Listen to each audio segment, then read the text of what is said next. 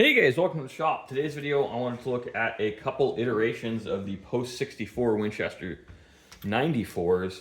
Now, these are both unloaded.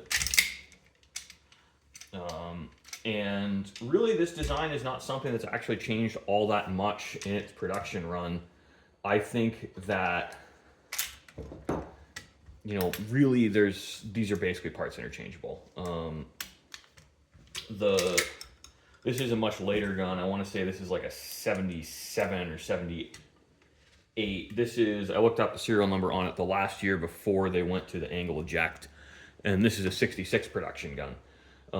And really the only two actual differences between these two guns, other than some fit and finish things, is this gun has a coil spring instead of a leaf spring. This gun has a stamped lifter, and this one has a milled lifter. I don't really have any problems with them. Any of the top eject Winchester 94s, I think, are a good buy in 30-30. The stamp lifters don't seem to break as often in the 30-30 guns as the pistol caliber guns. I think that's just because they're not shot as much, and even if they do break, it's fairly trivial to swap it out. But I actually do have a little bit of a preference towards the later coil spring guns because they are a lot easier to put back together. You are fighting this very, very stiff leaf spring when you're putting together the leaf spring guns. Now, the advantages of this leaf spring lower tang is these tend to have a little bit lighter, crisper triggers, which is true between this sample size of two guns.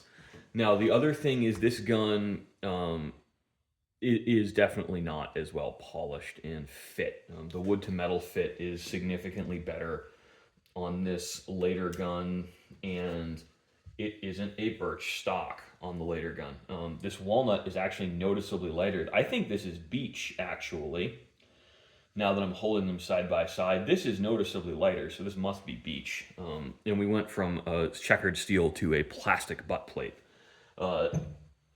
Now, looking at these, I think it's just like, look, buy based on condition, don't buy based on iteration. If you hate the furniture, you can swap it out. I don't care enough about the furniture on this gun to swap it out. This is my personal gun.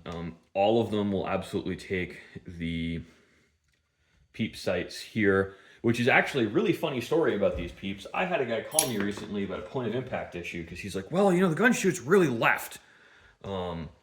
I just I have to have the sight really far to the right, and it's not centered in the peep anymore. And I'm like, okay, can you zero the gun? Yep. Are you running out of windage? No, I could still adjust it more to the right before it hits. And I'm like, what peep do you have on the back? It's a Williams. I'm like, yeah, that's normal. The Williams are made to work on both the Winchester 94 and the Marlin 336, and the Winchester's a wider receiver, so it is going to be drifted to the right. Oh, I have to do some thinking about that. I'm like, in my head when I get those calls, I know people aren't trying to come off as a complete idiot, but it's in the instructions on these that's normal, and you don't have a point of impact issue with your gun if you can still get it zeroed, and you have adjustment left. People are crazy with these sometimes. Now, back to the guns. I think the Winchester 94 really is a very solid gun regardless of iteration. I think in some of my videos I will absolutely, preach about how much I like them. And it's because this is a really, really light gun. Now, these are actually fairly punchy to shoot with full power 30-30.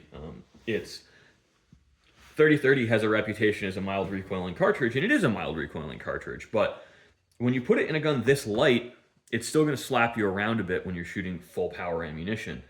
And, this is really the absolute limit of weight I would want to shoot a 30-30 with in any regularity. No, it is a different beast, when you're just shooting for, hunting purposes. I think your recoil tolerance is a little bit different than when you're at the range. But I am a shooter first and a hunter second. So my guns don't see very much use during hunting season because I'm just not shooting them that much. Now, the other thing I really don't like about this leaf spring iteration is it can be a fight to get the screw in because you have to clamp everything together with your hand so it starts, because it's trying to wedge the forend apart. And it's just, I certainly understand why they went to a coil spring. It just makes life a lot easier. This is hard to do on camera, but I finally got it started. It's, I really, the coil spring really does simplify servicing on these guns. And there's a, sorry, I'm looking for, the hammer rides on a bushing, not directly on the hammer pin the hammer access screw, AXIS, whatever Winchester calls it in their manual. And service on these is just so much easier than the pre-64s. I think that if you want to own a gun and you want a classic looking Winchester 94, don't waste your time on anything. Just buy one of the late coil spring top eject guns. I think that's really the best of the Winchester 94 iteration wise. They solve all of the early pre-64 issues. They're easier to service than they solve all of the early post-64 issues, excuse me, and they solve all of the servicing issues you see with the pre-64s. You're really getting the best of both worlds in a gun that, honestly, when you're shooting it, can you really tell a difference? So that's just my take on it. I love these guns regardless of generations. They are probably my favorite hunting rifle ever, and they're definitely in my top 5, or top 3 even. I just think that they really check all of the New England boxes we see around here, which is adequate power, adequate accuracy, adequate range, and very good handling. You are held back by these sights. I cannot shoot well with the notch sights. I think the first time I ever took this gun out, I still had notch sights on it at like 25 yards.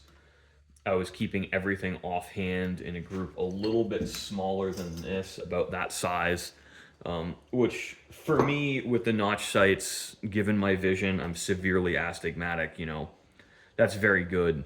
And offhand, if we're looking at a group 4 times that size, that's still adequate to kill a deer standing at 100. Given the mechanical accuracy of these, they all seem to be about 2-inch guns at 100 yards. I'm completely satisfied with that. So yeah, it's about like a 4.5 or 5 minute of angle group, which is really nothing to brag about. But again, we're looking at hunting accuracy in a gun I'd never shot before, with sights I know I struggle with. So I'm pretty happy with that. Off arrest, I've actually gotten some 3/4 inch groups at 50 yards once I switched to the peeps, but I can't consistently replicate that. It's very possible I can do that, and that's how I zeroed the gun. But win some, you lose some. So thanks for watching, guys. I really hope you enjoyed, and I hope you guys follow more videos like this. Excuse me while I misspeak. I'm kind of rushing. I got to call this guy to tell him his gun's ready for pickup, and getting ready for all the other stuff in the shop. So this is going to be one take, one shot, and we'll see how it looks.